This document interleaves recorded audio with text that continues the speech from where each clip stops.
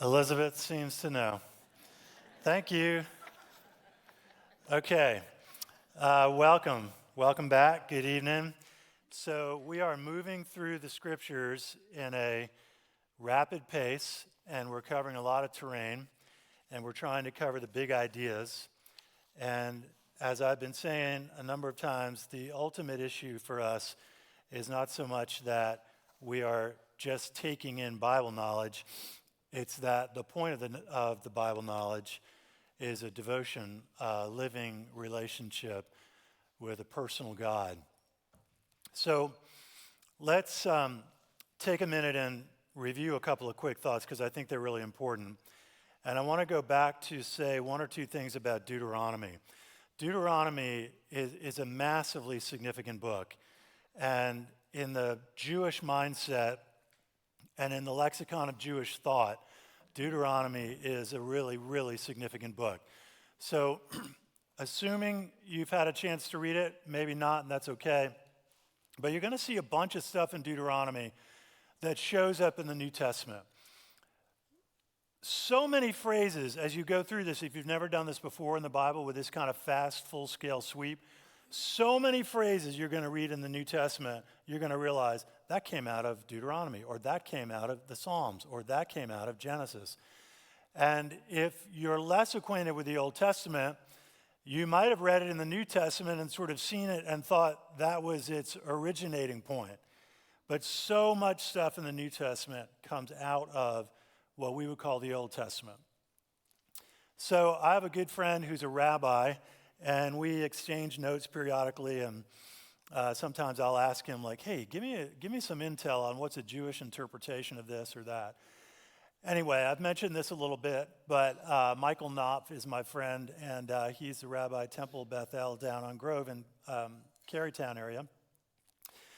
And this relationship, as well as other things, has sort of increased my appreciation for a reminder to us. Christianity was not like a guy named Jesus showed up. He said, hey, I'm Jesus, and my last name is Christ, and I'm here to start a new religion. That would be a really, really big miss to think of it that way. And we know this reality that Jesus is the Jewish Messiah, that he came into the world, God incarnate, to be the Savior of the Jews and the whole world. That's a big idea. Okay, so in the book of Deuteronomy, in Deuteronomy 6, we have what's called the Shema. Maybe Hebrews would say it more like blend it all together, like Shema. And this is this phrase that says, "Hear, O Israel, the Lord your God, the Lord is one. Love the Lord your God with all your heart, soul, mind," and if you were here last week, veriness. Everything you got. That last word, strength, doesn't really have an English translation, so it's everything you got. So this is a God who is going to call us to love him with everything we got. As we begin to see the development of the people of Israel, we're going to start to see some unique things about who these people are and who this God is. And I suppose that's no big surprise. We would expect that. This religion has uniqueness to it. But this devotion to him is this complete devotion. And this is a little different than a host of other religions, which had various ways of having pick and choose elements to them. And even a little bit of sense of, hey, everything in moderation. We got a little religion here, but let's not take it too seriously. That thinking is not true of our God. Because he's personal, because the relationship is personal, and because his desire for this relationship with us is intimate, complete, committed, covenantal. In other words, it's not partial. And here is one of what I would call sort of the broad category challenges / opportunities to life in a relationship with this God. It's not in parts and pieces. It's not in pockets and bits and places of our life. This life and this relationship with God is comprehensive. My whole heart, my whole life, Whatever my age, wherever I am, whatever I'm doing, it's all of me. And this, of course, is sort of a challenge. And I think for most of us, part of the process of discipleship that would be sort of growing in our life with God is giving more of our life to him. Okay, so when I first became a Christian, well, before I was a Christian, as far as I was concerned, my life was my life. It belongs to me. I'm the captain of it. I own it. I'm the Lord of it. And you've probably heard the phrase, he's a self-made man who worships his creator. If you stay with that a little bit, you'll get the sort of humor in it. But in many respects, that's kind of the American way. And I mentioned this morning that I've been reading some psychology about various things that influence our culture. And a lot of psychologists say the general prevailing norm in American culture is narcissism. And you could slice this in a whole bunch of different ways. But we do seem to have an endless focus on ourselves. And some people pull this off a little bit more gracefully, some people not as gracefully. But there is so much of this in the air. And this God is calling us to a complete devotion to him. Now, here's how narcissism does a complete devotion to him. I'm completely devoted to you for the purpose of what you'll give me. No. That would be narcissism. That would be using God as a tool for my advantage. Okay, now, that's what people have done pretty much in all religions throughout all time. Created God concepts to be used as a sacred, but we more or less make it up and make up the rules for how this religion is going to serve my best interests, make my life better, give me more power, give me more advantage, give me more opportunity, etc. So this God is going to flip the table, and he's calling us to a complete devotion to him. And that complete devotion to him is going to show up in a bunch of ways in the Old Testament, but also in the New Testament. So part of the life in a relationship with God is giving over more and more of our lives to him. There was an old tract many years ago, it was written by a guy named Robert Munger, and it was called My Heart Christ's Home. Some of you may have seen it. And the basic idea was when we begin as a Christian, Jesus is knocking at the door. This is out of Revelation 3. Behold, I stand at the door and knock. Whoever opens the door, I will enter, and I will fellowship with them and they with me. So the idea is Jesus is knocking at the door of your heart / your house. And you open up, when you're new with Jesus, and you open the door and you sort of say, come on in. And you're like, but that's far enough. Like right here in the foyer, you can stay right here. And Jesus is like, hey, let's walk around your house, like the house of your heart and your life. And generally, if we don't really have a developed relationship with him, we're like, no, let's just stay right here in the foyer. And so he's like, well, look, just how about what's in this room? No, right? And this is a metaphor that it plays out, and the idea is the full life-giving relationship with Jesus is when we've been through every room in the house, every closet, everything. And that this is what this life with him is all about. I think for most of us, whether we actually know it or not, whether we realize we've been doing it or not, we tend to allow Jesus into certain places, but other places are off limits for him. Now, we're smart enough to know not to say to Jesus, Jesus, you're allowed in these rooms, and these rooms are off limits. But emotionally and volitionally, I think we do this. In other words, there are certain parts of our lives where, whether we know it or not, we still say, this is mine. I'm holding on to this. You don't get this.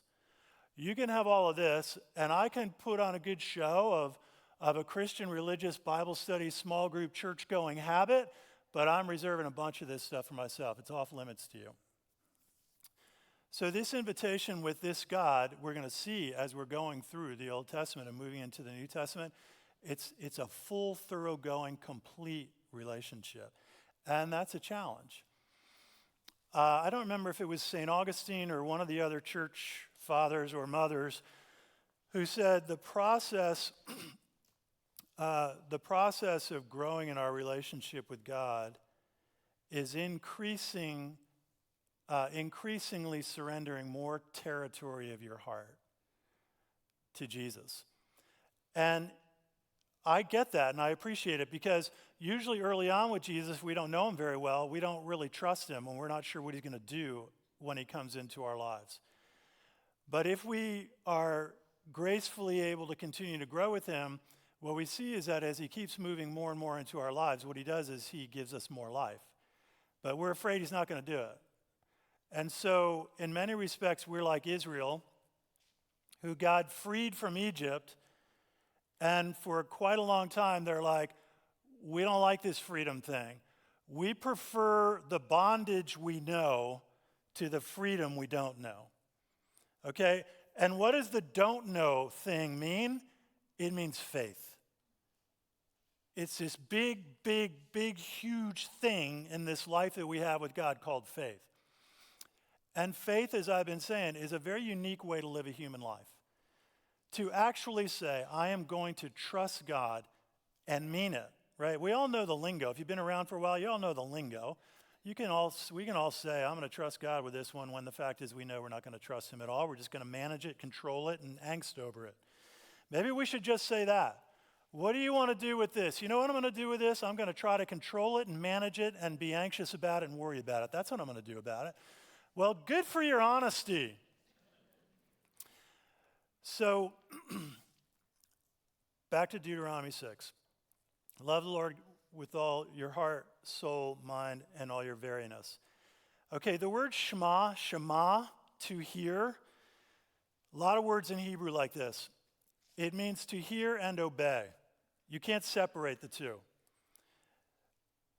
If you hear, you are obeying. And if you're not obeying, you're not hearing. You can't separate. This word in Hebrew means the two of them are together, right? About the best example we have, I think, for this, to try to sort out this word, would be if you had a 12-year-old and you said, hey, Billy, would you please pick up your shoes at the bottom of the stairs and would you take them up to your room? Yes, Mom.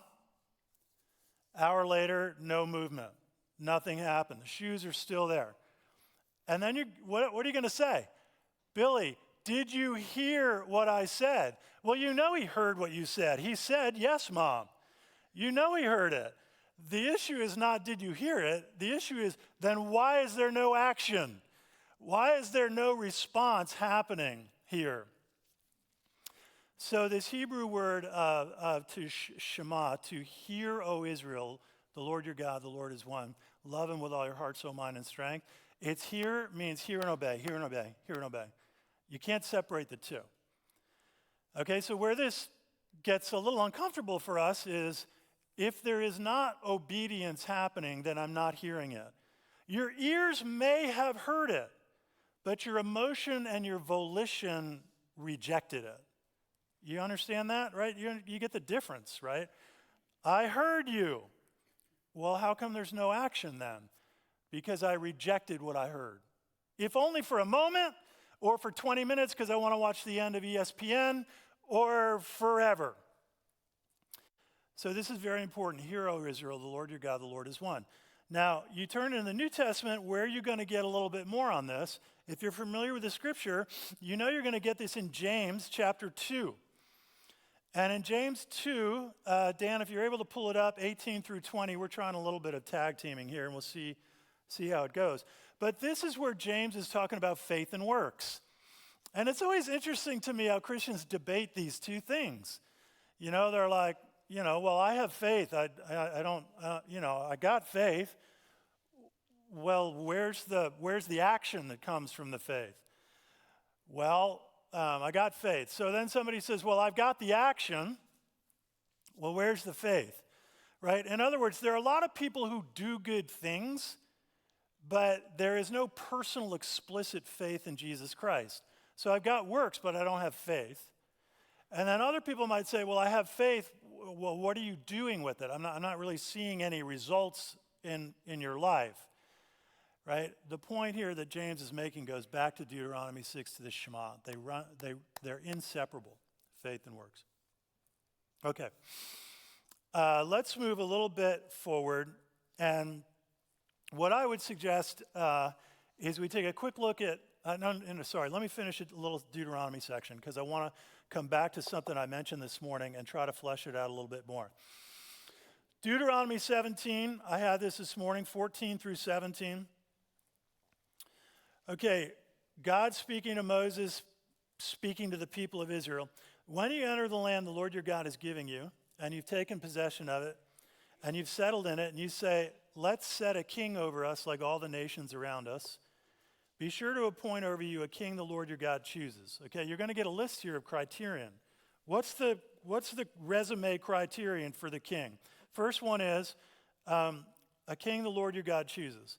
Secondly, it's a king who is an Israelite. Don't take a foreigner to be king of Israel. Okay? Next, must not acquire great numbers of horses. Next, must not take many wives. And last, must not accumulate large amounts of silver and gold. Okay, so if you're going to have a king, these are the criterion for a king. Now, having a king is a concession. God allows it with a broken heart. Because what he says to Samuel, when Samuel is despondent that the people are asking for a king, God says to Samuel, don't worry, Samuel, it's not personal. It's not about you. It's not you they're rejecting. It's me they're rejecting. I read that and I just feel this sense of the personal sadness of God's heart, that we just said, no, we want a king. So you might be saying, well, what's the difference? What did they have before? What they had before, when they had people like the leaders like Moses and Joshua and then Samuel, effectively, these were the gifted, called religio-politico leaders, okay? In that setting, there was no distinction between religion and politics. It was all one thing for the people of Israel. So those people were these spiritual, spirit-led people who led Israel. And yes, they led them religiously and they led them militarily. So when you get to see when God makes this concession about having a king, God is saying, it's not you they're rejecting, it's me they're rejecting. He allows it, but there are many things that God allows us, right? The biblical picture frequently of God is our Father. There are many things that your father maybe allowed you to do after having parent-child interactions, and maybe thought, I don't think it's a good idea, or maybe advised you against it, but allowed it. It doesn't mean he approved it, but he did allow it. You know this as a parent. If you've got kids, you've been through this drill many times. You have a debate with one of your children about something that they want to do, and you don't think it's a good idea, but you make a concession, you allow it. It doesn't mean you approve of it or think it's a good thing, but you allow it. Sometimes you'll allow it because you've measured what you think are the risks, and you think, if they experience a little pain in this, it's really how they're going to learn, right? Okay, so calling the king, we get to, and I mentioned this morning, Solomon. Okay, and then in 1 Kings 11, I mentioned this today, as Solomon grew old, he gave his heart to these foreign gods, the gods of his foreign wives. Solomon built up huge wealth for himself, which is what Deuteronomy 17 said not to do. Solomon had tons of horses, he had tons of gold and silver, and he had 700 wives and 300 concubines. Okay, let me ask you a quick poll if you were here this morning or you heard this morning, because this gives me a little gauge of how much to say or not. Okay, so most of you heard that. So what Solomon does is he basically builds shrines and altars to these horrendous gods, and it says on a hill east of Jerusalem. I said it this morning, but I have to say it again. The only hill east of Jerusalem is the Mount of Olives. Okay, and if you know that, as soon as it says a hill east of Jerusalem, if you know the scriptures, your mind starts running through what else happens on a hill east of Jerusalem. All right, so Solomon was a king who did everything that you're not supposed to do if you're a king. And why did God have these parameters? What God was saying is don't get wealthy, don't buy horses, don't have a lot of wives. One, because I do not want you to think you are in any way different than any other person. Once you start getting wealthy and you get these things that are symbols of wealth, it is almost impossible for you to not start thinking in some way that you're better than the people that don't have that. And I want to ask you to think about that. I think it's really hard to not do that. Even among wonderfully kind-hearted, good people, it seeps in. It's the gravitational pull. It's the laws of entropy. If you begin to become wealthy, it is very, very difficult. And you're smart enough to not say, I'm wealthy, I'm better than you. But it's very, very difficult to not have some of that seep into your psyche and your perspective of life. And what God wants his king to be is, I want you to know that you are just one of us. In any way you start separating yourself and seeing yourself as better than us or above us is not going to go well. Okay, so the king of Israel is supposed to be humble and is not supposed to have a lot of wealth. He's supposed to be one of us. Okay, in Zechariah 9, I read it this morning, you have this prophecy, rejoice people of Zion, shout in triumph, look, your king is coming to you. He's righteous and victorious, yet he's humble, riding on a donkey's colt. This is written 600 years before Jesus was alive. And then we see on Palm Sunday when Jesus rides a donkey into Jerusalem from the Mount of Olives. And I mentioned this morning that kings traveled one of three ways in the ancient times. And one of them was on a chariot, one of them was on horseback, and one of them would have been on a donkey. And they each represent very, very different things. Okay, you can hear that and you can think, wow, that's like so confusing. How would you remember what they're trying to convey to me? I don't think it's that confusing.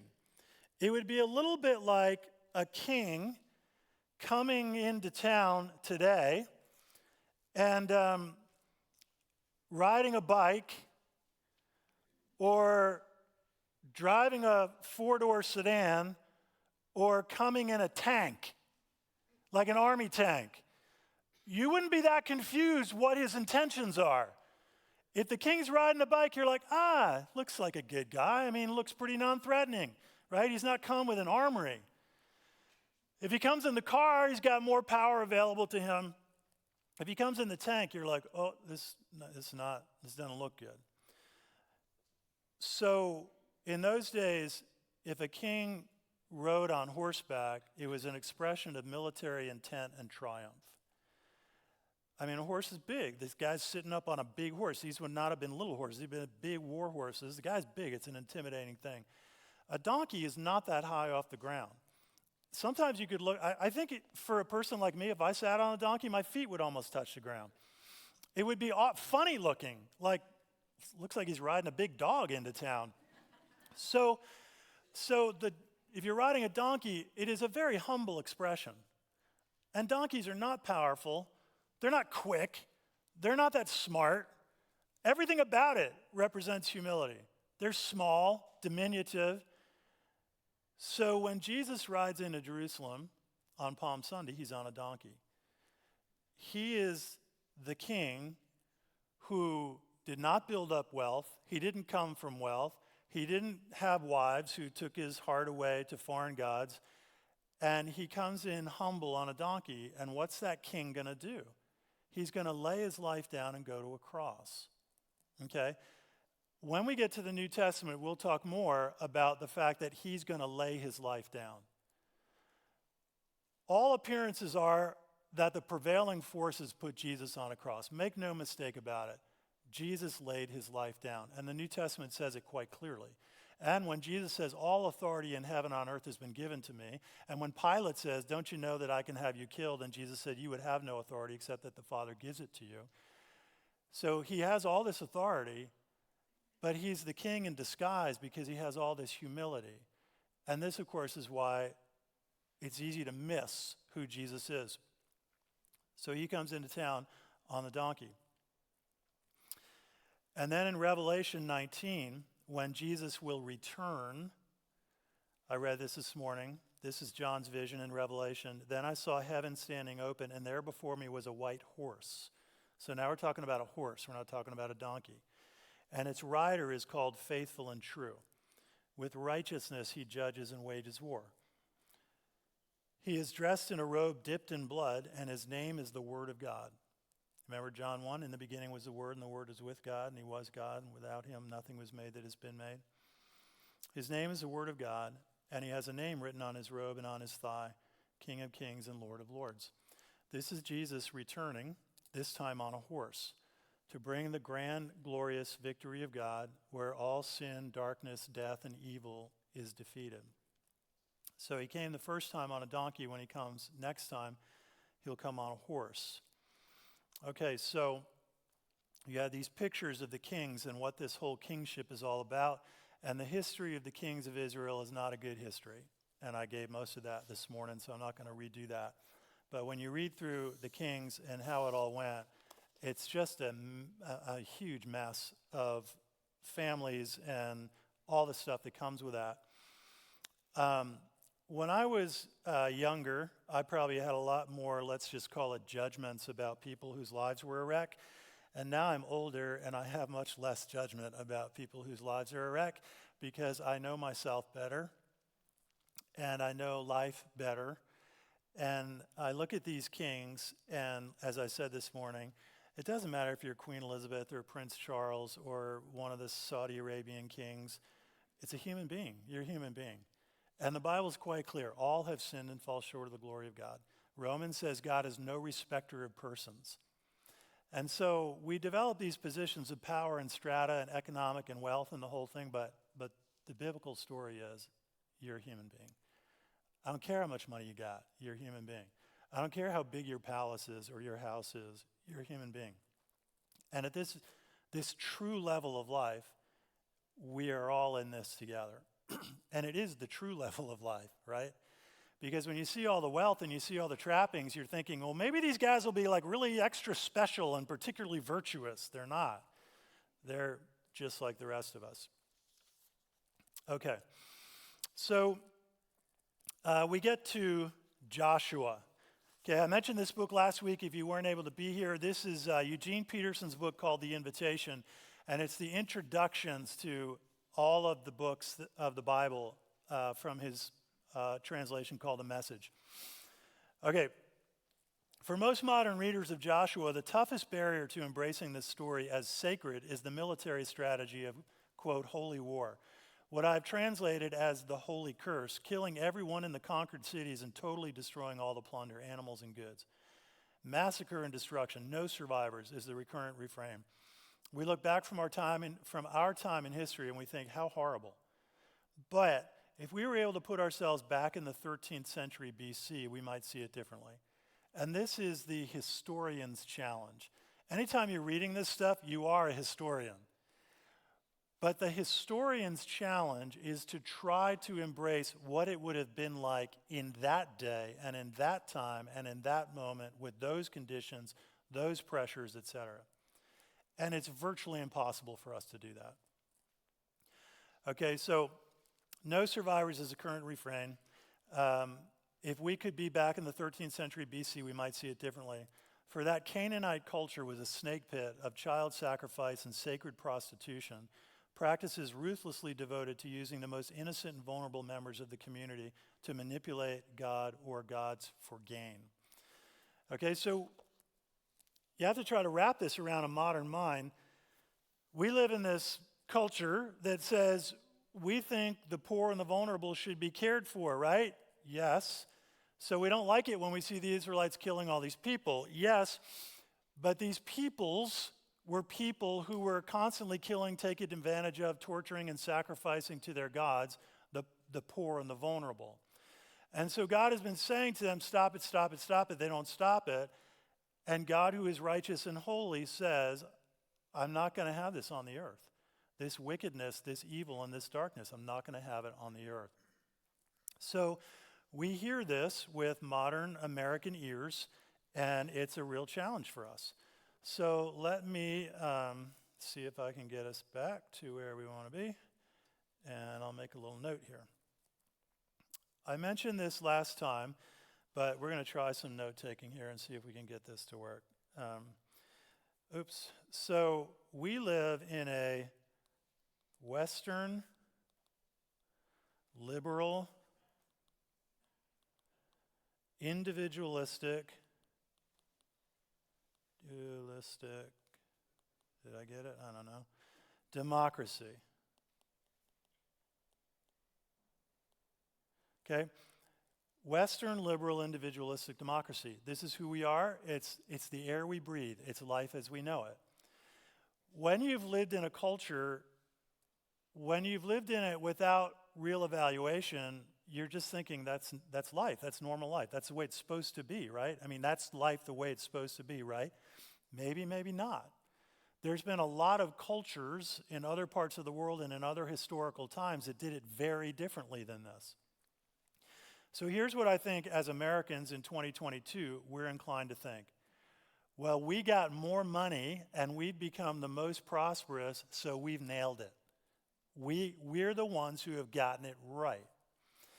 Well, maybe we should ask, what does prosperity look like? Right? I think in America, we have the most wealth. I do not think we have tremendous relational prosperity. I think in many respects, we're relationally poor. We're financially rich, but in many respects, we're relationally poor. And there's a reason for that. The more money you have, the less you need other people in terms of the material world. When you're poor, you got to share tools with your neighbor. And you're seeing each other and sharing the tools and buying them together and cleaning them up together, and you just got more communal life. When you're rich, if you go to the neighbor's house and say, hey, could I borrow your lawnmower? The guy's going to be like, get your own mower, right? The mindset is really different, and creeping into it becomes an isolation that comes with that wealth in time, right? All right, I know I'm going to tread on some toes here, but, you know, the wealthy neighborhoods have gates in front of them that don't let you in. And the symbols of separation are fairly significant. So we all got to wrestle with this a bit. But I do think we tend to think, well, the Western liberal individualistic democracy is the right way to do it, right? Because we got more money than the rest of the world, and so we proved that this is the right way to do it. Okay, I'm in favor of prosperity. But we have to think about it. You can't just live it in an unexamined way. Okay? So Western means we analyze things by breaking them down into small pieces. I talked about this like the first night. So when we try to figure stuff out, we break it apart as compared to more Eastern, which is you bring things together to try to understand them. That's a really different way of thinking. Okay? Liberal is supposed to mean open-minded. We're struggling with that in our culture these days. On both sides, we're struggling with that. Individualistic is the big bogey here. We live in a culture that has taken individualism to an extreme. No society in world history has ever known individualism taken to the extreme that America is taking it. And individualistic cultures mean, in essence, as an individual, I am supreme. My individualism and my individualisticness and my rights to myself and what I want and who I am is supreme.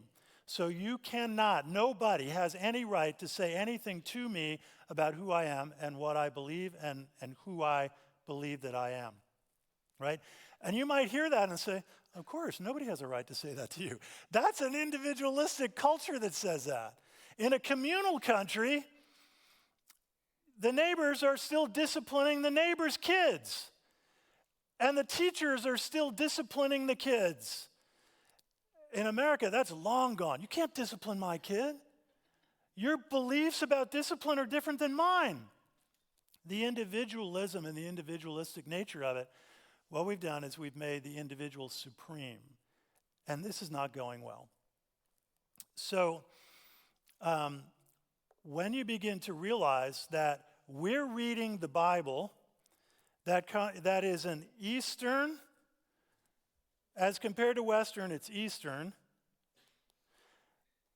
As compared to liberal, it's conservative. And what I mean by this is, the idea with conservative is you don't change stuff.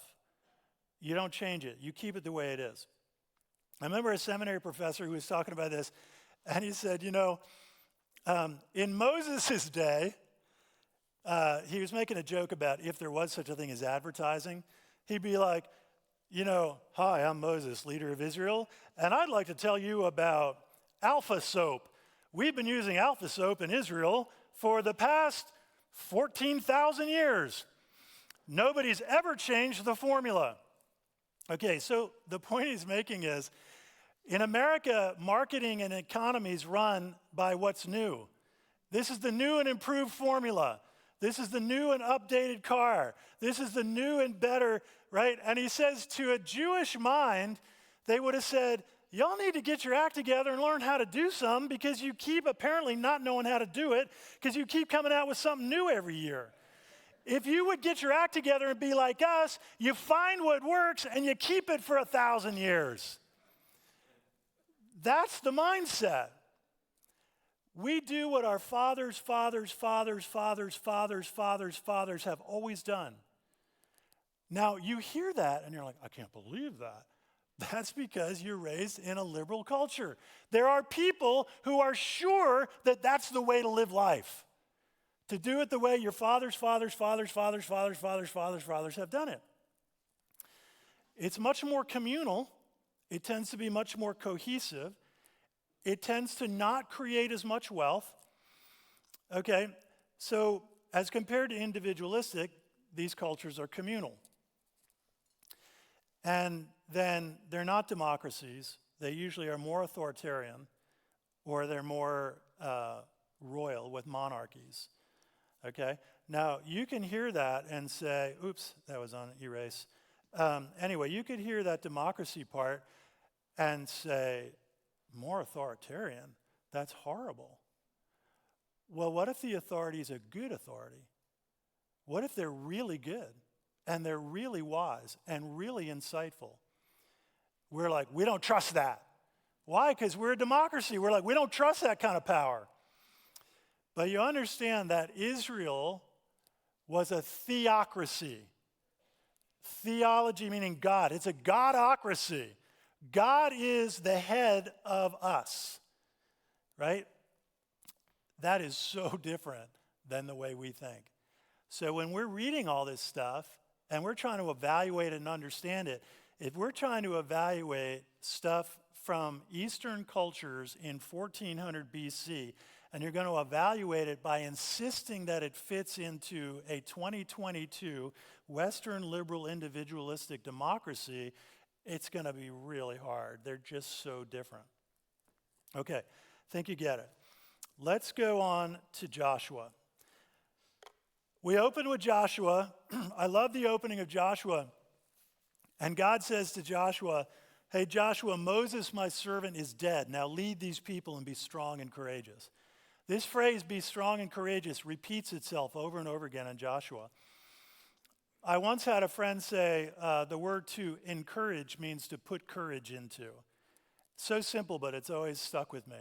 So if somebody encourages you, they put courage into you. And this happens when somebody comes alongside you and helps do that. You're facing something hard, something daunting, something painful, and an encourager comes alongside and they put courage in you.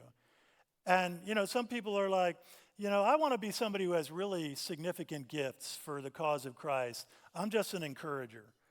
Well, encouragers are people who have enabled people to move into great things, right? So you remember in the New Testament, usually encouragers are behind the scenes, but in the New Testament it's Barnabas, right? His name was Joseph, but they renamed him Barnabas, like everybody's named for something, son of encouragement. So Barnabas is the guy who's encouraging the development of the early church. He's encouraging Paul. He's helping him work out his differences with Mark. He's a huge deal, but he's relatively hidden. But so much of the powerful stuff happens, and you can see Barnabas' encouragement woven into it. So God says to Joshua, Moses, my servant, is dead. Now be strong and courageous. I've always thought it was stark and really helpful that the opening line says, Moses, my servant, is dead. Joshua, Are we clear on this? Moses is dead. He's not here. He's gone. The past has been done. You're the leader. Now go forward and be strong and courageous. But God, it's not like it used to be. But God, when Moses was here, Joshua, I told you, Moses is dead. Move forward. Okay? In other words, succession. And God's saying, he's dead. I'm telling you, he's dead. He's gone. Stop spending your energy on what used to be. Trust me for the future, right? Organizations deal with this. Churches deal with this, right? Churches have people who are leaders who are beloved for a long time, and then they have a change in leadership. And people are like, we miss the old guy. We miss the old guy. He's dead. He's not here. Stop whining about what you miss. He's gone. The new leader is here. And the new leader brings new leadership, and that's what new leaders should do. Okay, so Joshua, just to be clear, Moses is dead. Now you walk with me and go lead these people with courage, right? It's really stark and probably helpful. Joshua is this younger guy. This is a big job. He's got a lot of responsibility and a lot of daunting enemies he's going to be facing. And God says, hey, just to help you out, Moses, he's dead. He's not here. Now you lead with strength and courage. Okay, Dan, did you have luck with a map? Let's see what we can do with this. We might be out fancying ourselves tonight, but all right, let's see. Can this work? Can this work? Does that go on there? Does that? No, it doesn't go on there. Okay. So if you look, oh, wait, I could kind of, wow, I'd be like a meteorologist. Wait, go back. What happened? No, go back to the way we had it. There we go. Yeah, it's like, see the cold front coming in down over the hills of Jericho, and then we have a Mediterranean warm front coming coming across from Cyprus tonight. Okay, so if you look at these circles in here, where Joshua and the guys are, they're coming in from the west. The west is on the right in this map. Okay, the east is on the left. All the blue is the Mediterranean Sea. The west is on the right, and that's modern-day Jordan and then Syria.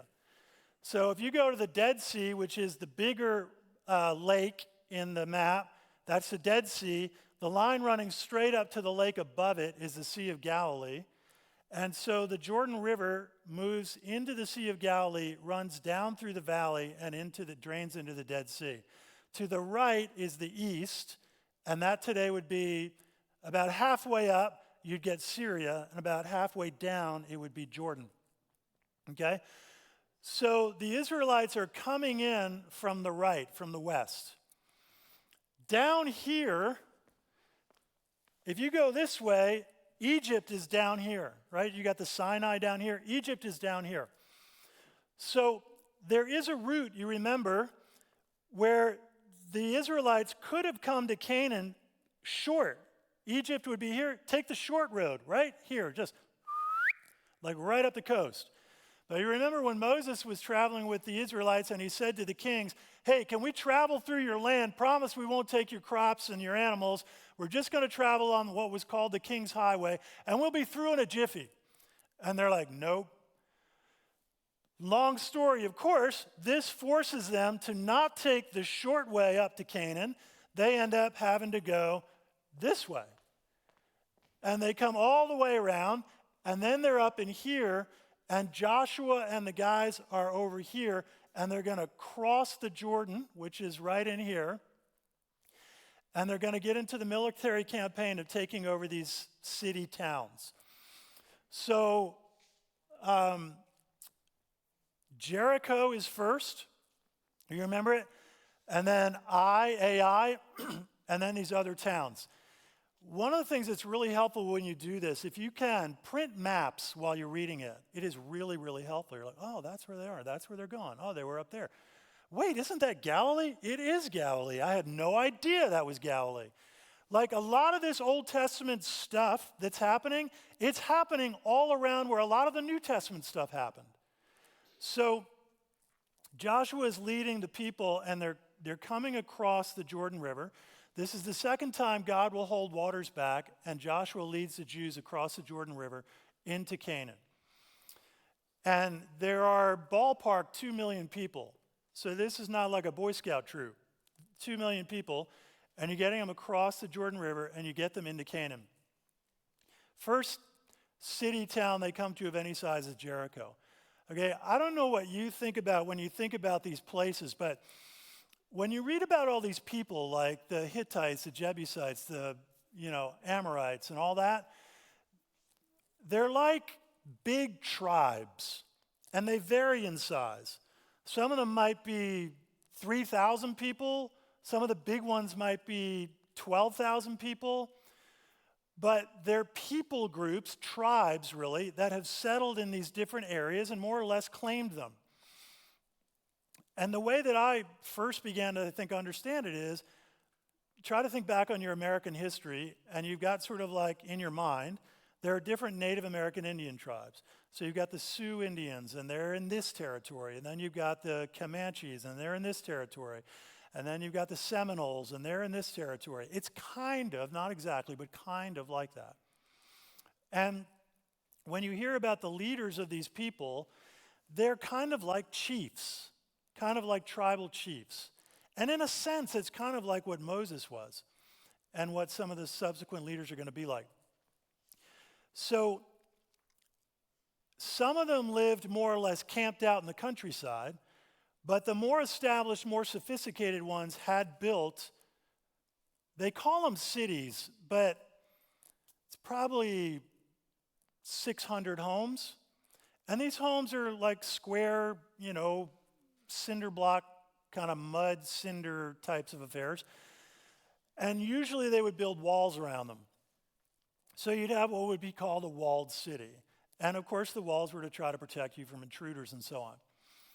Jericho supposedly had 2 levels to it. So it had a big wall, and you had like a certain level, and then it had another tier up with a wall, and then another level of houses. Okay? So Joshua and his guys go to Jericho, and God has commanded them to take Jericho. We begin to see Joshua's military exploits, and he's quite the military leader. It's also interesting when God gives him instructions how to do this. Like when I read it, I'm like, there's definitively psychological warfare involved in this. So he's telling Joshua, take the guys and march around the city in the dark so that people can't see you. They don't know what's happening, but they can hear you. And you're going to make a bunch of noise. And you're going to grow this threatening, ominous feeling day after day after day for 7 days. There's no doubt that if you were somebody who lived in Jericho, this would be an ominous, threatening kind of experience. Like it wasn't like Joshua and the guys appeared in the promised land and on day 1 they said, just go for it. It's remarkable to read sort of the military tactics. And you see more of this in other places too. And some of you are real military people. You might get way geeked out in it more than I would. But finally, the walls of Jericho fall. They take over Jericho, and they do decimate the city. The reputation of Israel and Joshua starts growing, and the peoples are hearing about them, and they're becoming intimidated and concerned. Okay, so you can read in Joshua about all of the taking of the land. But here's another thing I love as a macro idea to be mindful of.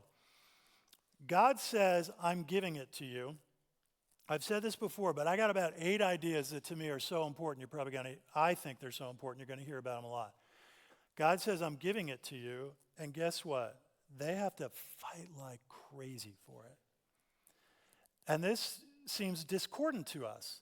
We're like, God, are you giving this to me? Because I'm having to work real hard for it. And the story of Israel and the promised land is both. God said, I am giving you this land. But they have to fight like crazy for it. And I think there's too much thinking in the Christian world that if something is hard and we have to fight for it, then God must not be in it. This is really hard. This is daunting. Maybe we made a mistake. Maybe God's not in this. There's always room for discernment, but if we're going to take a blanket principle and say, if it gets hard, it means God's not in it, personally, I don't buy that line of reasoning. There are so many places in the Bible where God is in it, he's promised it, and you're going to have to fight like crazy for it. And I think it's important that we hold those two things in reality. The flip side of that coin is we think if God's given it to us, it should be a piece of cake. It should just come no sweat. And we don't see that very much in the Bible. So he has given it, and they got to fight like crazy for it.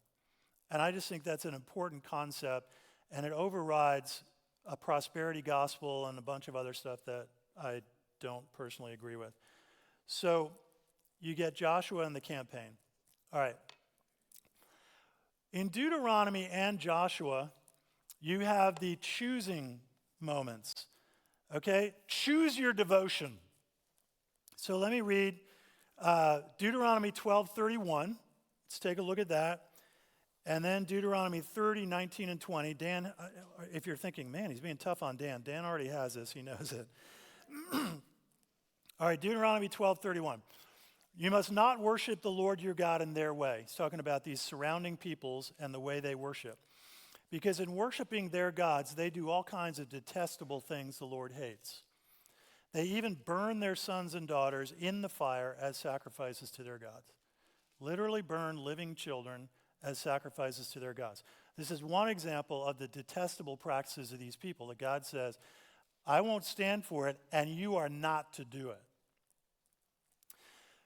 The challenge, as I said this morning, for Israel and for the church is, how do you serve God in his glory and his holiness and his purity in a surrounding culture that doesn't believe in this God? How do you pull that off? That's a challenge. Okay, so Deuteronomy 30, you may remember this. This is at the end, toward the end of Moses' career. This day I call the heavens and the earth as witnesses against you that I've set before you life and death, blessings and curses. Now choose life so that you and your children may live, and that you may love the Lord your God, listen to his voice, and hold fast to him. For the Lord is your life, and he will give you many years in the land he swore to give to your fathers, Abraham, Isaac, and Jacob. Remember in week 1 when I said when God called Abraham, he said to Abraham, Abraham, I am your shield and your portion, your very great reward. And here in Deuteronomy, we get another reiteration of this in slightly different wording. For the Lord is your life. If you're asking the Lord to give you life by giving you something or stuff, the Bible is saying the Lord is your life. The Lord is your life. So what we want is him. Okay, this is getting toward Moses' farewell speeches. Okay, moving further in Moses' farewell speech, Deuteronomy 32, he said to them, take to heart all the words I have solemnly declared to you this day, so that you may command your children to obey carefully all the words of this law. They are not just idle words for you. They are your life. By them you will live long in the land you are crossing the Jordan to possess. Like this is serious. Like he means it. Like it's not a game. Like this is a holy God. And his holiness and his glory make him beautiful, powerful, and set apart. And friends, our souls are so longing for that. When our souls flatten everything, including God, into a democracy of equals, then God just becomes, some uncle who has no significance. And our souls are starving, but we're dumbing down God repeatedly enough to say, could you please just tell me he's like Frosty the Snowman and just make me feel happy and he comes with a jingle? This is God we're talking about. Okay? Joshua says something similar to tie Joshua. Now fear the Lord, he's saying to the Israelites, now fear the Lord and serve him with all faithfulness. Throw away the gods your ancestors worship beyond the Euphrates River in Egypt and serve the Lord. Many of you know this phrase. But if serving the Lord seems undesirable to you, then choose for yourselves this day whom you will serve. whether your gods of your ancestors served beyond the Euphrates or the gods of the Amorites in whose land you are living. But as for me and my household, we'll serve the Lord. Joshua was confrontational. I sort of like the sobriety of the encounter. He's like, make a choice. Serve God or be honest about the other God you're going to serve. Right? This makes us squirm. Like, don't do that to me. Don't do that to me. Joshua's like, no, I'm not letting you go. Who are you going to serve? You going to serve God or are you going to pick some other version of God? And if you are, at least be honest and just say, I'm picking another version of God. Joshua says, as for me and my house, we will serve the Lord. You begin to see the seriousness of the devotion. And again, this does not land easily on Western liberal individualistic democracy ears. So some people have this sense that the Old Testament is where God is like, man, he's tough. And the New Testament, I like him much better. Well, Jesus said some stuff that was pretty provocative when it comes to devotion. Like Luke 14:26. If anyone comes to me and doesn't hate father and mother, wife and children, brothers and sisters, yes, even their own life, such a person cannot be my disciple. Hello. Like, Jesus, did you mean to say that? We just had a nice dinner together. Like, wait, what? That's like, sounds severe. It does to Western democratic, individualistic, liberal societies. For sure it does. It's a rigorous call to a wholehearted following. All right, I want to close by just a quick nod to Gideon, one of my favorite stories in the Bible. So when we get into Judges, you get the history of the Judges. This, to me, is like some of the most adventurous reading. I literally was reading it the other day, and I had to go, and I'm like, no, I can't stop. I got to see what happens with Eglon and Ehud and that knife that goes in his belly and disappears all the way in there because Ehud was, the Bible says, a fat man. It's like the stuff you want to read your 10-year-old kids, like it's adventure and all this kind of stuff. Then you get to Judges, and you got these judges who mostly are good, but then Israel goes like this. And then they had a good judge, and Israel followed the Lord, and then they didn't, and then they tanked, and then everything got hard, and then they repented and said, God, we're really sorry. And God allowed and heard their honest cries, and he redeems them again with another judge. They follow the judge, and everything looks great for 20 years, and then a new judge comes along, and a new king, and that guy's a creep, and then he leads everything south, and it just goes like this. Okay, Gideon. Okay, so Gideon comes on the scene, and he does away with the false gods.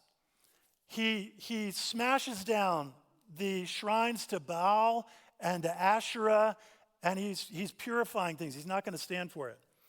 Okay, so they call him Jerubbaal. That means the guy who smashed down the false gods. You might remember this story. Early in the morning, Jerubbaal and his men camped at the spring of Harod. The camp of Midian was north of them in the valley near the hill of Moreh. The Lord said to Gideon, you have too many men. I can't deliver Midian into their hands, or Israel would boast against me. My own strength has saved me.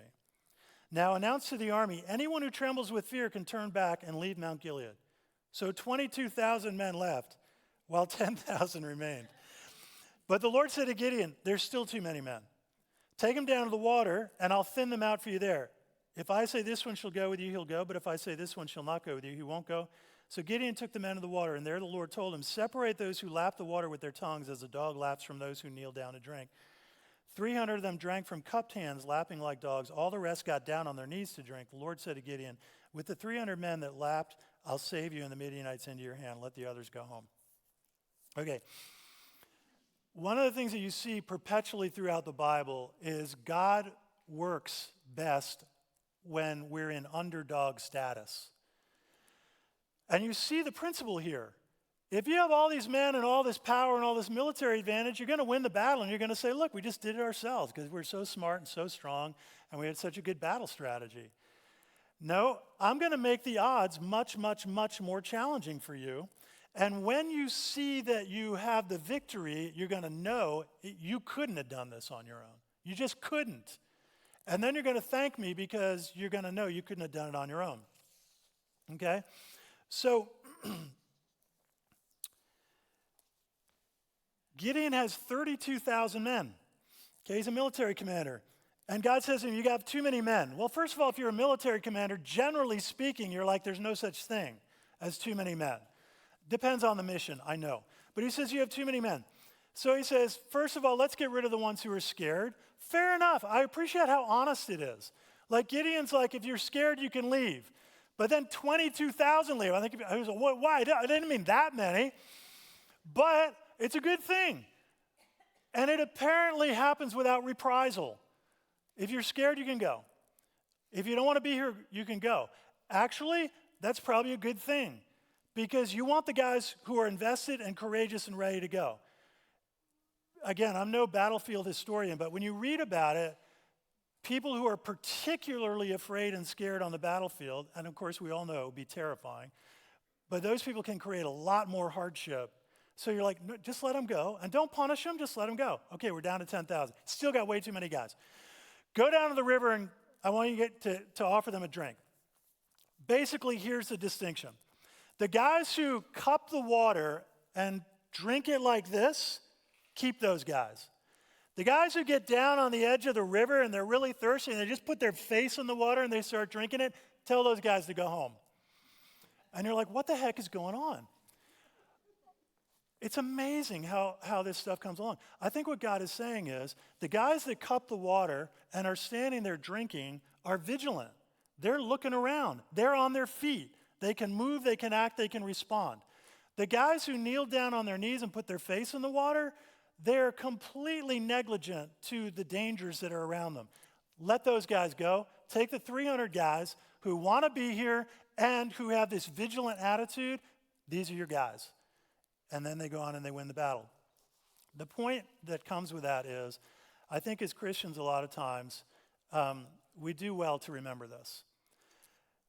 There are various places in the scriptures that say things like, it's in Zechariah 4, not by power nor by might, but by my spirit, says the Lord. And in the Psalms it says, some trust in chariots and some trust in horses, but we trust in the Lord our God. That's a massive, massive, massive foundational undercurrent to the content of what we're talking about as Israel is becoming a people. And remember last week I said, they're being constituted as a people. They're becoming a people. And this rollout of becoming a people is so much of what the Old Testament is about. All right, let's take a 5-minute break and we